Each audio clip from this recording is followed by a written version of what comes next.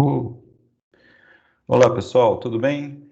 Então hoje, nessa aula eu queria introduzir essa noção um pouco abstrata de espaços vetoriais. Nas aulas anteriores, nós olhamos para um pouco do R2 e eu acho que eu falei um pouquinho, mas quase nada do R3, mas é muito parecido. Então você olhar os vetores, você somar, você multiplicar o vetor por um número real, as transformações lineares de R2 em R2, por exemplo, nós discutimos algumas coisas dessas nas aulas anteriores, e hoje eu queria passar para um conceito mais geral, que é abstrato, e isso assusta algumas pessoas. Então, assim, se você é uma das pessoas que se assusta com coisas abstratas, sempre pense no R2, no R3, são espaços muito ligados à nossa percepção, e eu acho que não vai ter nenhum problema. Tá? Como esse é um curso introdutório de álgebra linear, eu também vou focar mais nesses exemplos concretos do que fazer uma teoria abstrata e geral. Tudo bem? Mas, de qualquer forma, eu vou introduzir essa noção. Eu escrevi algumas coisas hoje para ganhar um pouquinho de tempo. Então, eu vou começar comentando a definição de espaço vetorial, tá? Então, basicamente, você vai ter um conjunto, tá? Uma coisa um pouco abstrata, e, e duas operações que são a adição e a multiplicação por número real, tá? Os elementos desse conjunto nós vamos chamar de vetores, e a adição funciona assim: você pega dois vetores, dois elementos do conjunto E.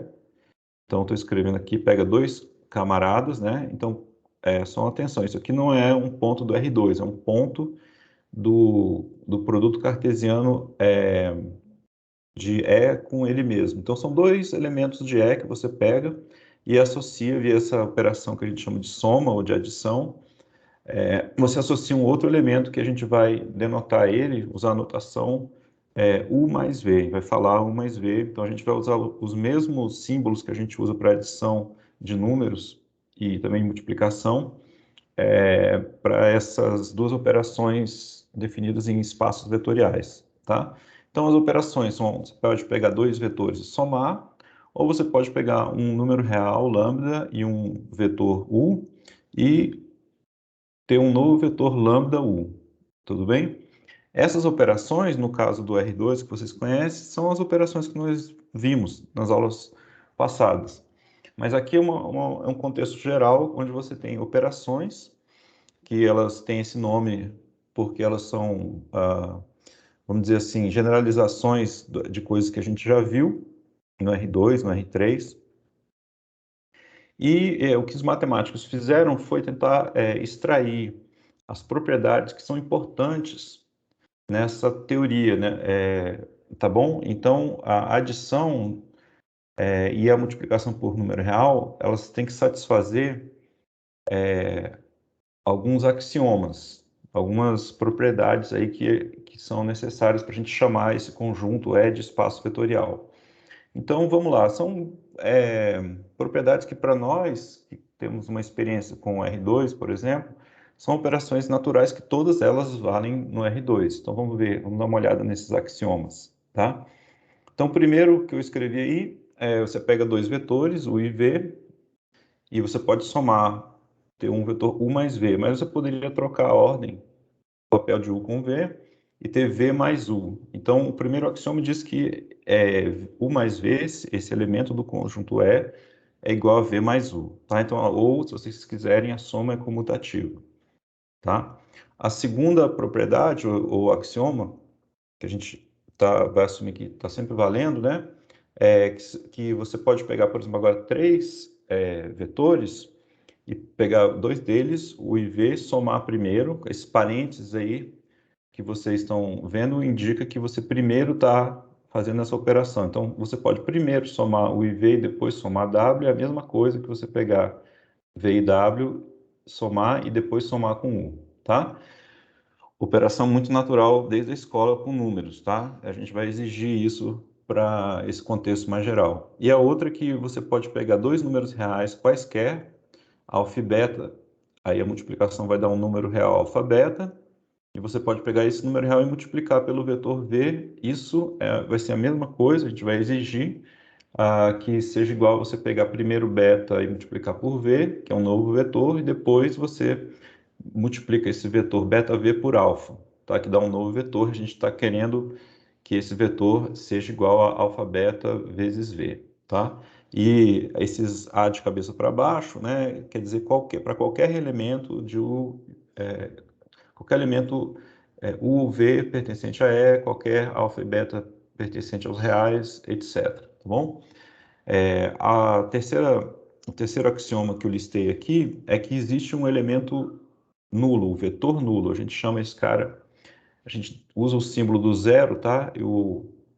Mas o nome oficial dele é vetor nulo. Então, existe um elemento do conjunto E que tem essa propriedade. Você pega qualquer outro elemento, soma com esse vetor nulo e dá o próprio elemento, tá? Então, é como se quando você soma com zero ou com vetor nulo, não acontece nada com o vetor. Então, a gente está postulando aí que tem que ter um elemento desse aí. Vamos seguir aqui nessa lista. Para qualquer vetor, vai existir o inverso aditivo dele, tá? Quer dizer, a gente vai denotar ele por menos v, porque é bastante natural essa notação para nós que trabalhamos com números.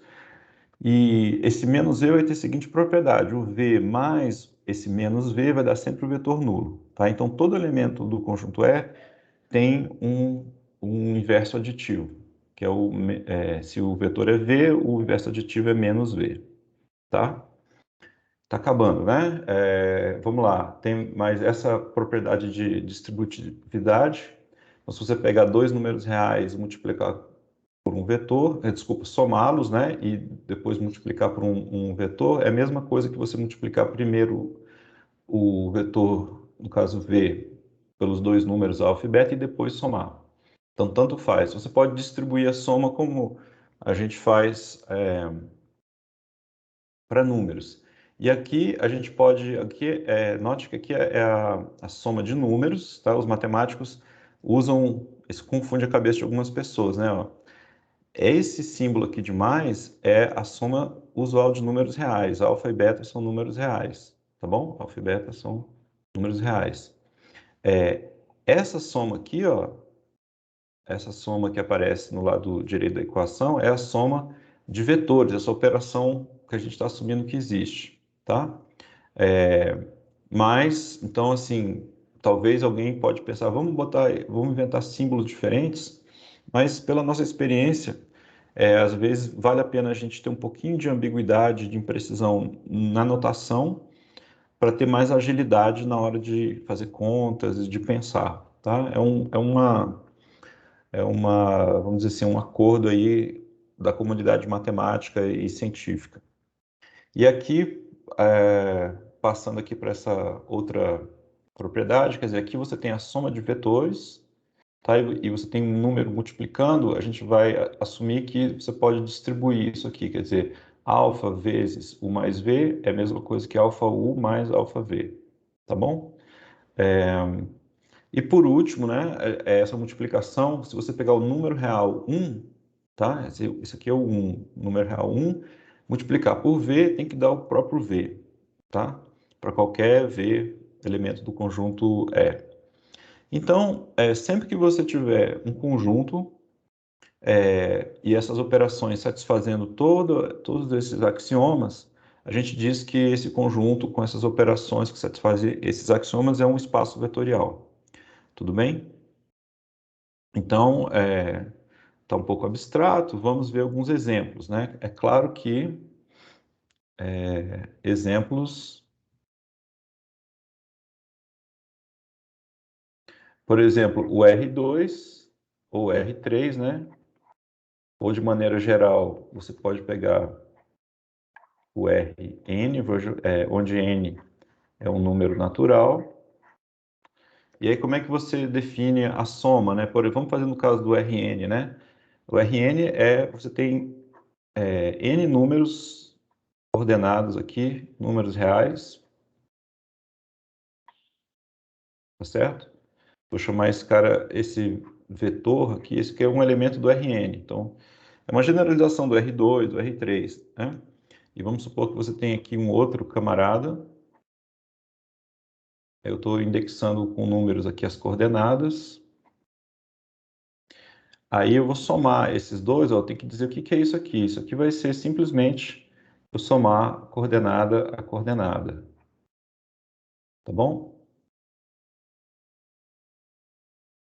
E se eu pegar um número real lambda vezes o vetor x do Rn, isso aqui vai ser, cada entrada eu vou multiplicar por lambda. Então é exatamente a mesma coisa que a gente faz para o R2, para o R3, funciona, não tem nada de especial com 2 e 3, poderia ser 25, qualquer coisa aqui, tá bom? E aí não é difícil checar que com essas definições aqui, ó, para soma e para multiplicação por número real, todos esses axiomas aqui vão ser satisfeitos, tá? Eu acho que a gente não precisa gastar tempo verificando que isso aqui é um espaço vetorial, já que a ideia desse curso é vocês aprenderem a usar mais a álgebra linear do que ficar fazendo demonstrações formais, tudo bem? Então, quem tiver interesse, pega e escolhe aí uma propriedade, ou todas, se você tiver bastante interesse, e verifica que a soma e a multiplicação definidas assim, você consegue, perdão, você consegue verificar que esses axiomas são satisfeitos e, portanto, o Rn com essa soma e essa multiplicação é um espaço vetorial, tá? Eu queria fazer um outro exemplo aqui. Então, um outro exemplo seria você pegar, por exemplo, E como sendo o conjunto das funções. Vou escrever, tá? Conjunto das funções, um pouco mais abstrato, tá? De um conjunto X com valores reais. Certo? Então você tem por exemplo, vou chamar assim, um elemento desse conjunto seria na notação usual para funções, né? O domínio aqui seria esse conjunto X, que é uma coisa abstrata, e F é uma regra que leva a cada ponto de X, associa a esse ponto de X um número real, tá? E aí, como é que você pode definir a soma, né? Então, você pode pegar, por exemplo, vamos supor que você pegue duas funções, F1 e F2, funções... deixa eu... perdão, eu não quero introduzir notação, tá? Então, F1 e F2 funções aqui de x em R, né? Então, eu gostaria de definir F1 mais F2. Teria que ser uma nova função que pega... Então, é natural, a gente pode falar, ó, eu vou pegar um número real, vamos dizer, S, tá? E essa nova função, eu tenho que associar para cada... desculpa, S não, perdão. Se eu pego um elemento S pertencente ao x, tá? Eu vou definir essa nova função como sendo f1 de s mais f2 de s. Notem que f1 de s é um número real, f2 de s é um número real, e essa soma aqui, ó, que eu estou enfatizando, é a soma de números reais. Então, isso aqui está bem definido. E esse lado esquerdo aqui, esse sinal de soma, eu estou definindo essa operação, né? Eu peguei duas funções e estou construindo uma nova. É quase uma trivialidade, né? E se eu pegar, por exemplo, um número real lambda, aí eu vou pegar e dizer quem é lambda vezes uma f, né? F também é uma função de x em R. Aí eu pego um elemento vou ter que dizer o que essa função faz com um elemento qualquer do conjunto X. Então, dá para adivinhar, né, que eu já sei quem seria f de S e eu posso multiplicar por lambda, tá bom? Então, se eu definir a soma de funções assim e a multiplicação assim, dá para verificar sem muita dificuldade que esse conjunto de funções definidos em x e com valores reais é um espaço vetorial, tá? Em particular, por exemplo, se você pega, você pode pegar aqui exemplos aqui, né, do x, né? Então, por exemplo, se você pegar só um exemplo, né? Vamos supor que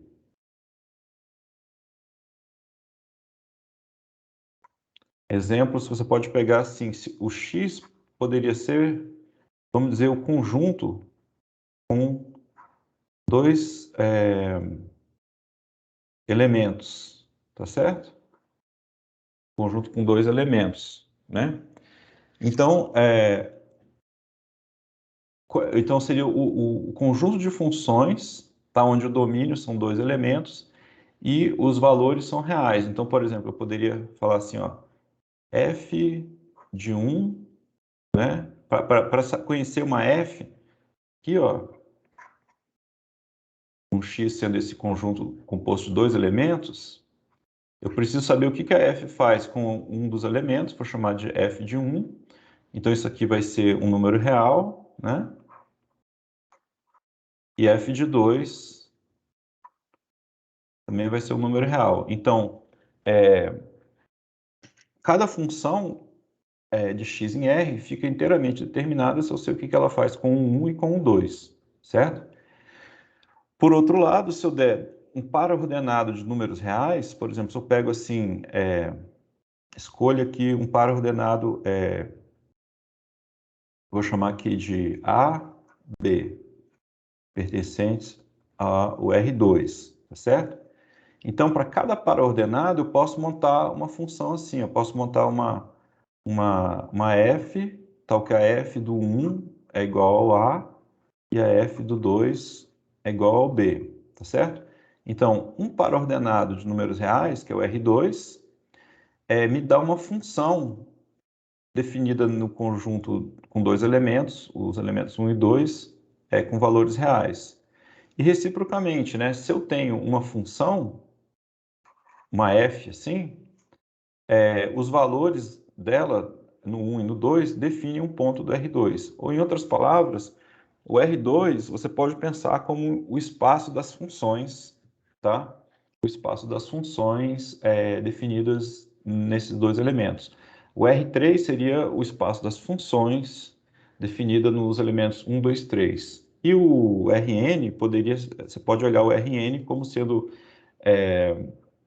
o espaço das funções definidas em n elementos. Tudo bem? Então, assim, é uma maneira um pouco diferente de pensar o R2 ou o R3, né? A gente pensa no R2 e o R3 usualmente como plano, espaço tridimensional, mas aqui tem esse enfoque que é interessante, que é você pensar que o R2 e o R3 poderiam também ser vistos como um espaço de funções, onde o domínio pode ser dois elementos ou três, tá bom? Isso é útil para quando a gente for estudar coisas um pouco mais avançadas, esse ponto de vista. Ok. Então, agora, a gente já sabe o que é um espaço vetorial, né? Pelo menos temos a definição do espaço vetorial, e eu queria falar aqui um pouco sobre subespaços vetoriais. Então, o que vai ser um subespaço vetorial? Então, você pega um espaço vetorial.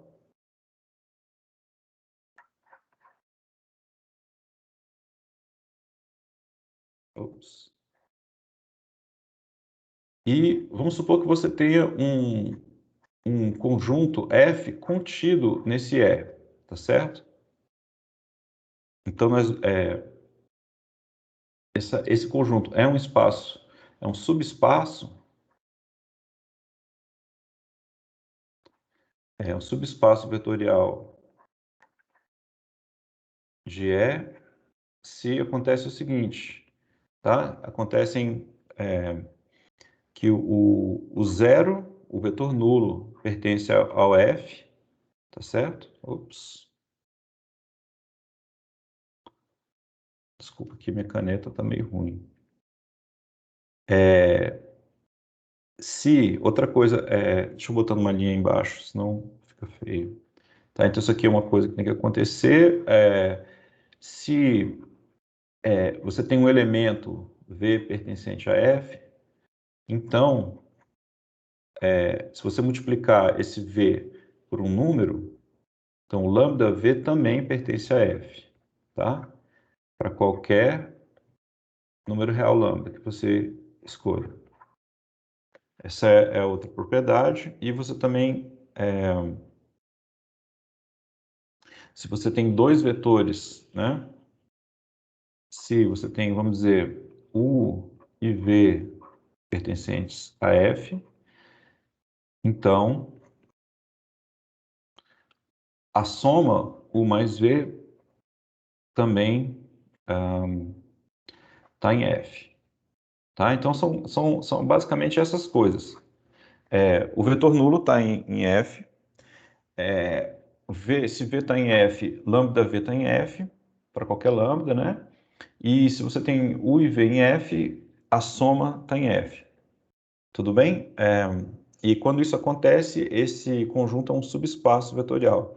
Então, de certa forma, é como se o F, a noção mais intuitiva, pelo menos para mim, do que é um subespaço vetorial, é como se fosse você tem um espaço vetorial, e dentro lá você tem subconjuntos que também podem ser vistos como espaços vetoriais se você restringir a soma e a multiplicação que você tem no espaço E grandão a esse subconjunto F. Tá? Então, entre aspas, é como se você tivesse espaços vetoriais dentro de outros espaços vetoriais. Tá? A gente vai ver exemplos. Então, bora ver uns exemplos, né? Vamos ver uns exemplos.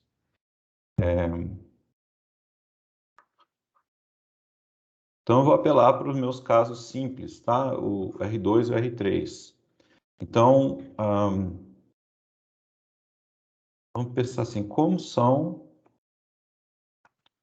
quem são, né, os subespaços vetoriais. Como isso é um curso de álgebra linear, a gente fala muito de espaços vetoriais. Quando eu vou omitir o adjetivo, quando eu vou falar só subespaço, não vou falar subespaço nem escrever subespaço vetorial, tá bom? Então, quais são os subespaços do R3, certo?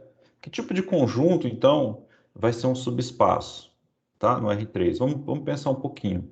Bom, se eu olhar para a definição, ó, se eu tenho um conjunto F aí contido no R3, ele vai ser um subespaço, necessariamente o vetor nulo, né, tem que estar nesse subespaço. Então, deixa eu escrever aqui. Seja F contido em R3 um subespaço, né?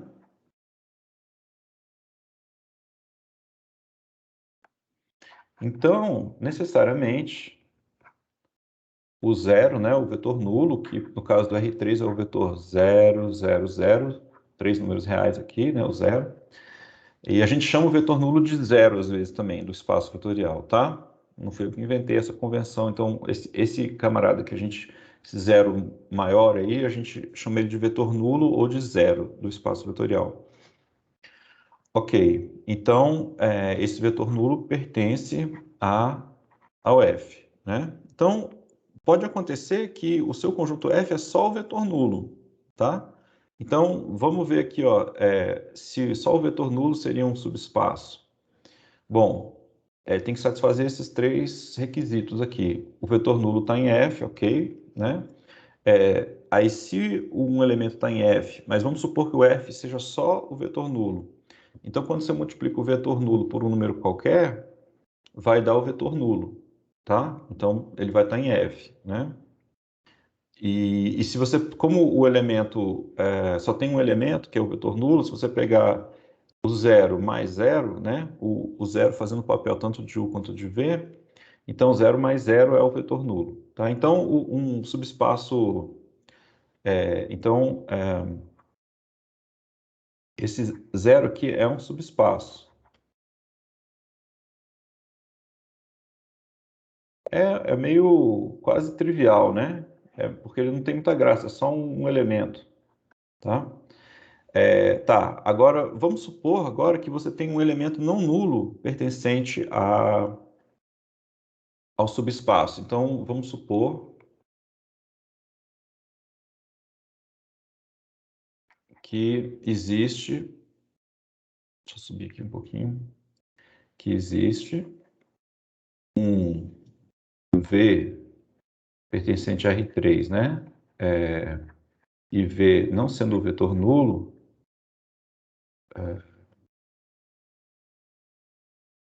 e que seja um elemento de F, tá certo? Então, a gente pode fazer um desenho aqui, ó. Você tem aqui o vetor nulo, se você pensar, vamos supor que você tem um vetorzinho, né? V, tá? Agora, pelo que a gente viu aqui, se você tem um camarada que está no subespaço, então qualquer múltiplo dele também está no subespaço. E um múltiplo de um vetor fixo aqui, um vetor não nulo, é o que a gente chama de reta, tá? Quer dizer, o conjunto de todos os múltiplos, né? Seria a reta passando pelo vetor nulo, tá? E com direção V. Então, todos os pontos do tipo lambda V vão estar em F, tá certo? Então, F vai conter essa reta passando por V, desculpa, passando pela origem, pelo 0, 0, 0, né? Pelo vetor nulo, e com direção dada por V. Então, em particular, você pode ter assim, o F poderia ser você podia ter um vetor não nulo e o F poderia ser o conjunto de todos os múltiplos de um vetor não nulo. Ou seja, uma reta passando pela origem, tá? Então, uma reta passando pela origem é um subespaço, tá? Então, aqui a gente tem um segundo caso aqui, ó. Então, uma reta passando pelo zero, né? É um subespaço também. Tá? A ideia é que quando você soma dois vetores numa mesma reta, você não sai da reta.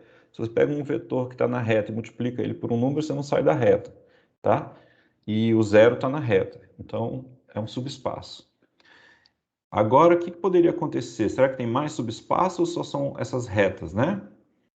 Vamos ver, ó. Então, aqui, ó, você poderia ter um outro caso, que seria o seguinte: você tem aqui V pertence a F, tá? V diferente do vetor nulo, tá? Então, aqui você pode existir, né? Suponha que existe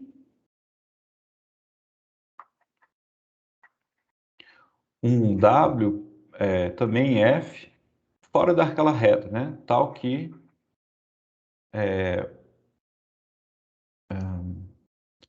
W não é um múltiplo do V. Então, é como se você tivesse, se você quiser visualizar isso, você tem aqui o vetor, a origem, né? Aqui você tem o V, e aí você tem aquela reta, né? Aquela reta.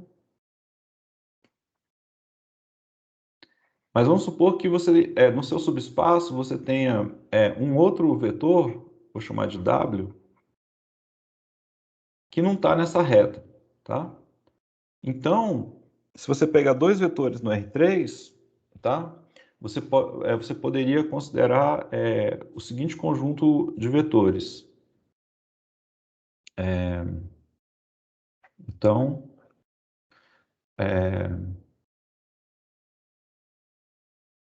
nós podemos considerar esses vetores aqui, ó.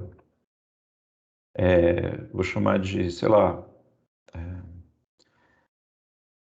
RV mais SW, onde o V e o W são esses vetores que eu estava mencionando, e R e S são ambos números reais, tá? Então você pode considerar, é o que a gente chama, né? A gente já falou um pouco sobre isso, uma combinação linear de V e W. Você pega, é um múltiplo do V mais um múltiplo do W, tá certo?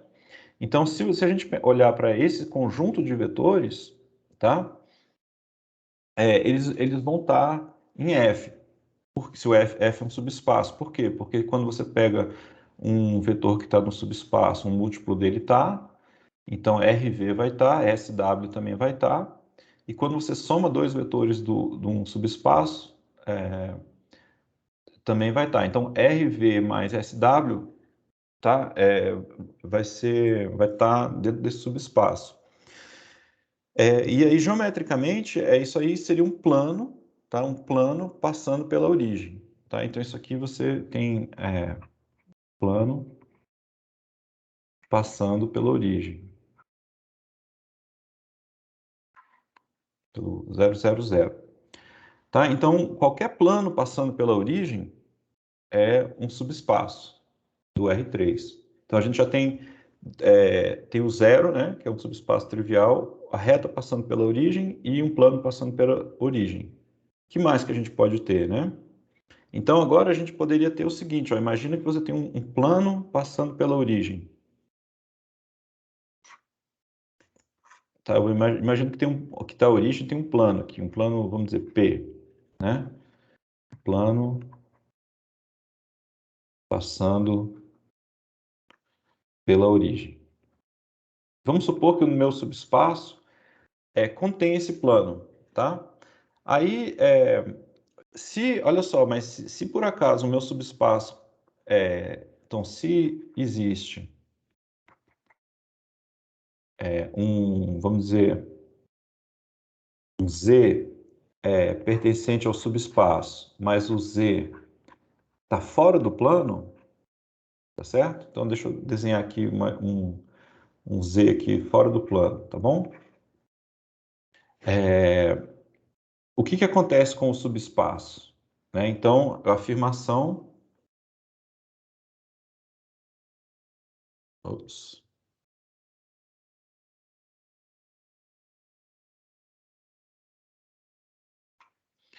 Então, vamos lá, se você tem um subespaço F, tá? Vamos supor que o P está contido em F, tá? Então, o P está dentro do subespaço. Agora, vamos supor que tem um outro ponto do subespaço, que eu estou chamando de Z, mas que esse Z não pertence ao plano, tá? Então, a afirmação é que F tem que ser igual ao R3.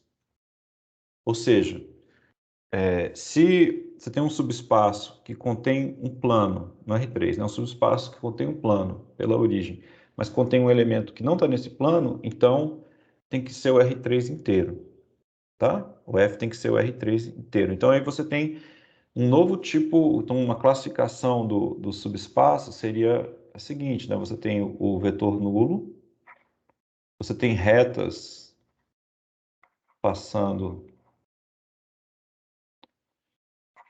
pelo vetor nulo, ou pela origem, como vocês queiram chamar, ou pelo zero. Você tem planos também passando pela origem, tá? Ou você tem o R3. Tudo bem? Por que que a gente teria o R3, né? Nesse caso. Então, ó, deixo para vocês pensarem um pouquinho, mas basicamente, vamos supor que você tenha... Eu vou desenhar aqui o plano, esse plano P, eu vou girar o meu ponto de vista, porque a gente está mais acostumado, né, por causa da gravidade. Vou pensar aqui num plano horizontal, né? E vamos supor assim que eu tenha o meu Z aqui, assim, que não está no plano, tá certo? Eu estou afirmando que o F é o R3 inteiro. Então, pensem aí num ponto qualquer do R3. Não tem graça, eu quero mostrar que esse ponto está em F, tá? Não tem graça se o ponto, eu vou botar em vermelho aqui, laranja, vermelho, o ponto. Se o ponto estiver em P, não tem graça, porque o P está em F, né? O interessante é se eu pensar um vetor aqui, sei lá, dar um nome para ele,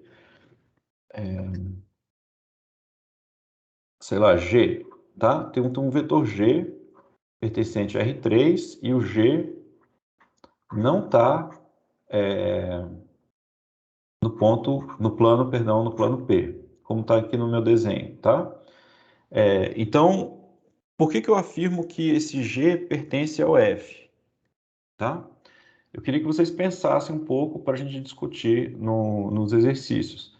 Mas, basicamente, ó, lembre que você pode somar vetores do R3, tá? Então, se o Z é, também não pertence ao plano, tá? Pensa que o plano, para simplificar, é horizontal. Então, o Z tem uma componente vertical. O G tem uma componente vertical. Então, eu poderia talvez pensar assim: eu vou multiplicar o Z por um número conveniente, para depois dessa multiplicação, a altura vertical aí dele coincidir com o G, certo? Então, é como se eu tivesse um múltiplo do Z, tem a mesma altura, a mesma terceira coordenada, é, do que o vetor G, tá? E aí eu posso ajustar, somando aqui um múltiplo no plano P, para que a soma desse múltiplo conveniente de Z com um múltiplo com um vetor do plano, somando esses dois, dê exatamente o G. E aí, então, como a soma de elementos de um subespaço está no subespaço, eu estaria escrevendo o G como uma soma de elementos do subespaço. Então, o G também está no subespaço. Como o G foi um ponto qualquer do R3, então o F tem que coincidir com o R3, tá? A gente pode discutir os detalhes, mas eu acho um bom exercício para vocês tentarem formalizar essa ideia. Tá legal? Ok. Então, assim, a gente está com essa noção de espaços vetoriais, subespaços vetoriais, e o que a gente vai estudar, no fundo aqui, são transformações lineares, voltando aqui para as transformações lineares. Nesse contexto mais geral, transformações lineares, vou escrever aqui T de, por exemplo, E em F, onde E e isso aqui é um espaço vetorial, e aqui também é um espaço vetorial, tá bom? Então, o que eu tenho que dar a definição para vocês, né? A gente gastou algumas aulas para tentar desenvolver uma intuição, no caso do R2, né? E o que era uma transformação linear? Então, a gente diz que T é linear se ela é bem comportada em relação a essas operações de soma e multiplicação que eu tenho tanto no espaço vetorial E quanto no espaço vetorial F, certo? O E e o F são espaços vetoriais que, em princípio, não têm relação nenhuma, tá? No caso geral, um com o outro. Mas o que qualquer espaço vetorial tem é uma soma e uma multiplicação bem definidos, tá? Está embutido na definição. Então, a T linear, se acontece o seguinte, ó.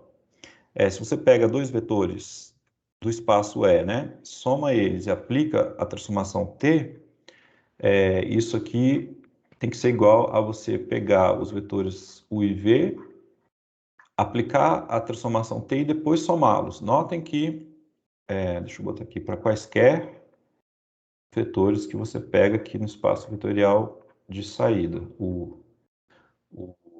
o E, né? Então, de novo, notem que essa operação de soma aqui, ó, vou botar uma cor nela aqui, ó, é diferente dessa operação de soma aqui, mas a gente usa o mesmo símbolo, tudo bem? Essa soma vermelha é a soma do espaço vetorial E, a soma azul é a soma no espaço vetorial F, tudo bem? A gente não vai fazer matemática colorida, mas é só para vocês terem uma noção, não se confundirem, né, com essas coisas, esses sinais. Tá? Então tem que acontecer duas coisas. Ó. Uma foi o que eu acabei de falar, que T de U mais V é igual a T de U mais T de V.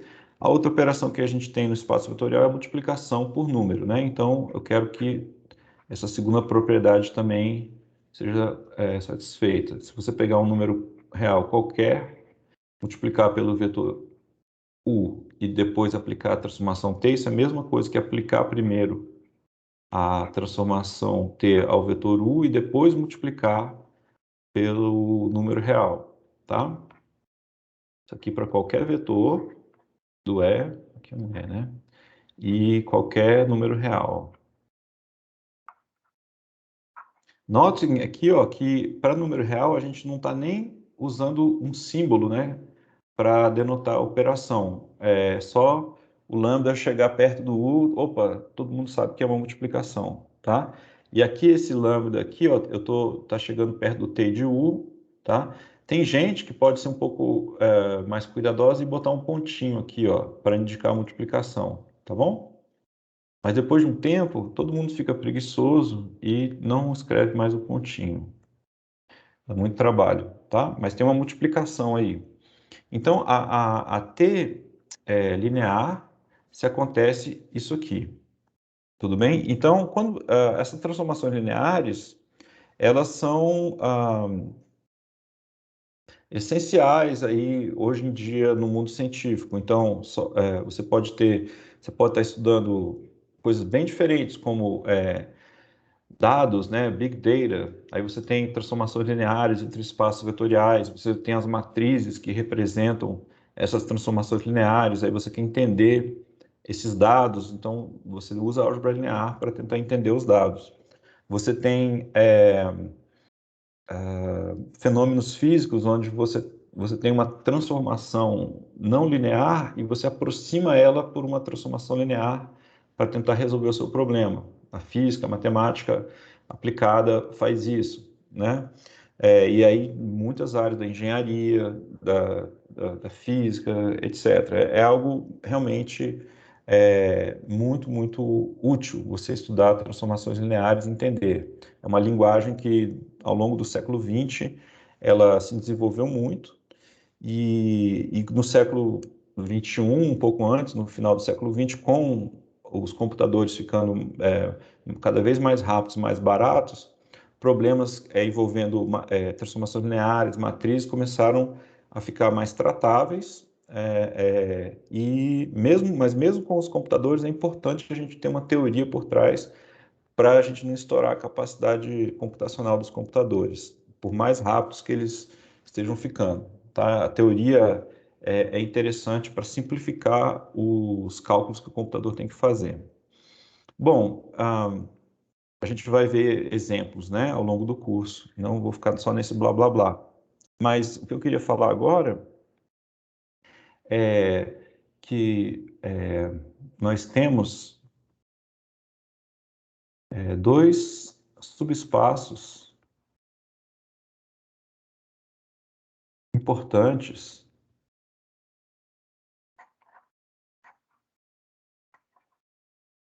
Importantes, desculpa que a minha caneta está ruim, associados às transformações lineares.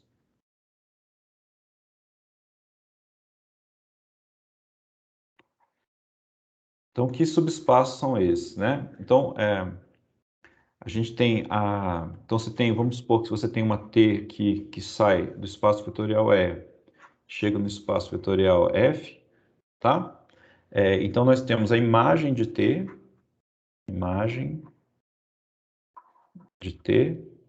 que a gente muitas vezes escreve assim, IM, né? Abreviação de imagem, bota entre parênteses T, tá? Então isso aqui é um conjunto que está contido aqui no espaço vetorial F, tá? Então é um T de U pertencente ao espaço vetorial F,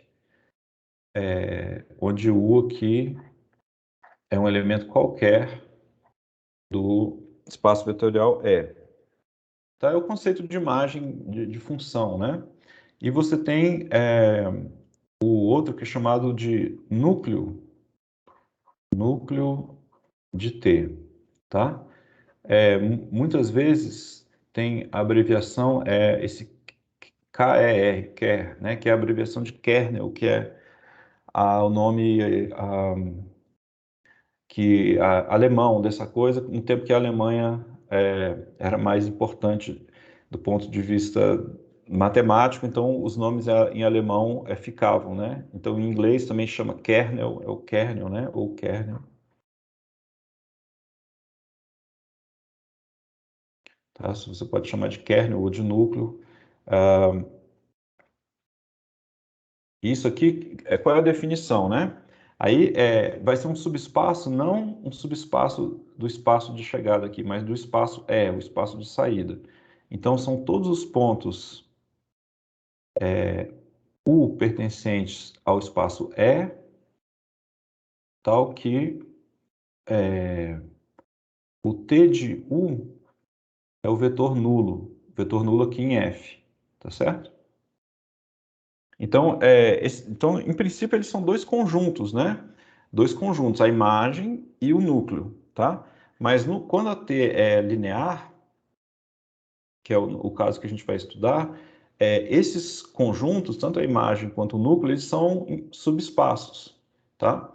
E eles são subespaços importantes para a gente entender, são básicos, tá? Para a gente entender as transformações lineares. Dada uma transformação linear, você quer saber, muitas vezes, quais são os vetores aqui no domínio que são levados no zero aqui. Esse são os vetores do núcleo de T, ou do kernel de T. E o outro subespaço natural, você quer saber, ó, eu pego todo mundo aqui, eu consigo levar em que parte aqui de F? É a imagem, tá? Então, imagem e núcleo são subconjuntos naturais para a gente olhar, e no caso das transformações lineares, eles são em si espaços vetoriais. Imagem é espaço vetorial aqui do espaço F, e o núcleo é um subespaço do espaço E, tá? E aí, exercício, pensar, mostre que esses conjuntos são subespaços, tá? Eu vou discutir nos exercícios, mas tentem mostrar. Usem, né, você tem dois elementos do conjunto, a soma também tem que pertencer ao conjunto. O vetor nulo tem que pertencer ao conjunto. Se você pegar um elemento do conjunto, multiplicar por um número, esse vetor multiplicado por número tem que pertencer ao conjunto. Se isso for satisfeito, é subespaço, tá? Tentem fazer. E aqui, para terminar, deixa eu fazer só alguns exemplos, né? Para a gente olhar para essa imagem em núcleo em transformações lineares bem simples. Exemplos. Então, eu vou pegar aqui, ó, por exemplo, T de R3 em R3. Vou dizer quem é T, ó. T vai pegar um ponto de coordenadas x, y, z do R3 e vai levar aqui em T não, perdão, em x, y, vamos dizer, x, y, 0, tá? Então, geometricamente, é como se você tivesse uma projeção, né? Aqui, imagina que eu desenho aqui o plano z igual a 0, né? O plano xy, e aí eu pego um ponto aqui de coordenado arbitrário, né? X, Y, Z, coordenadas arbitrárias aqui. A imagem é simplesmente eu pegar e projetar ortogonalmente até bater aqui no plano z igual a 0. Tá bom? Então isso aqui é como se fosse a projeção ortogonal do R3 sobre esse plano, tá? Mas em princípio eu estou vendo esse plano aqui, ó, dentro do R3, tá? Dentro do R3. Aqui você pode pensar que o eixo vertical aqui, tá?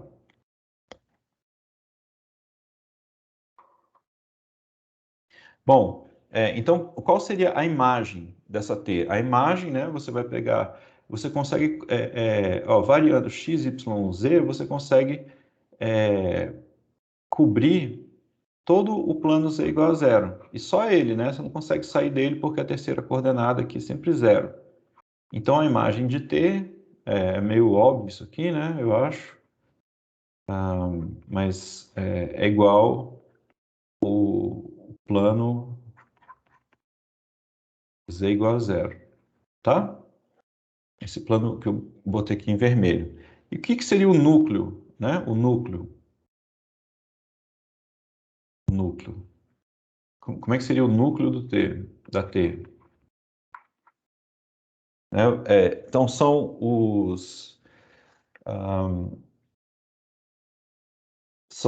os elementos do R3 que são levados no vetor nulo, tá?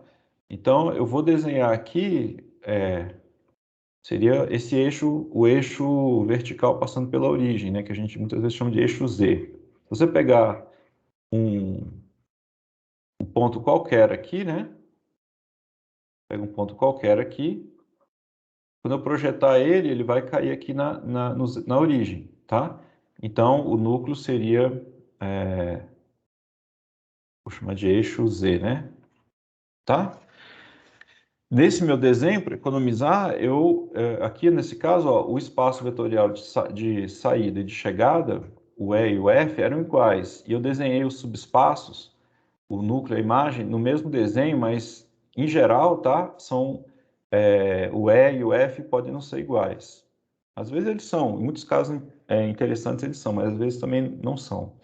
Tudo bem? Então seria um exemplo. Por exemplo, se você tiver um outro exemplo aqui, T de R3 em R3 de novo, tá? Então, vamos supor que seja a T uma rotação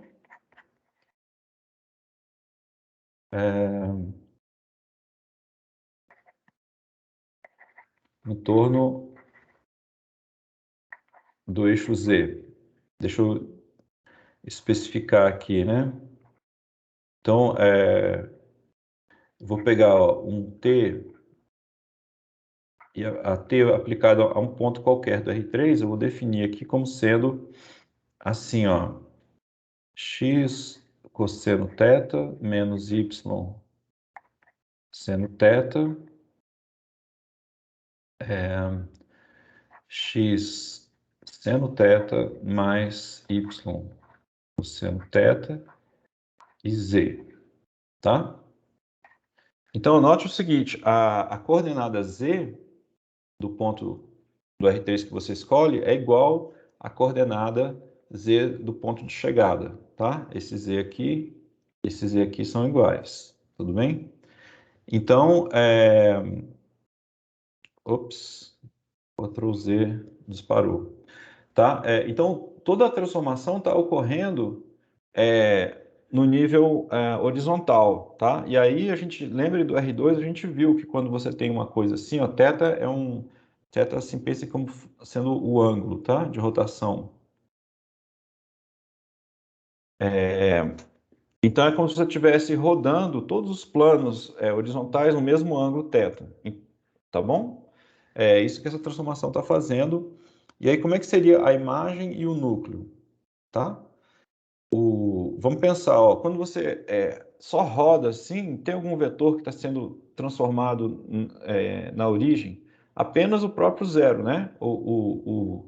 Se você pegar t de 0, 0, 0, que é o vetor nulo do R3, isso vai dar, obviamente, o vetor nulo, tá? Então, a origem, isso para qualquer transformação linear, a origem sempre está no núcleo. Mas será que tem mais alguém nesse núcleo?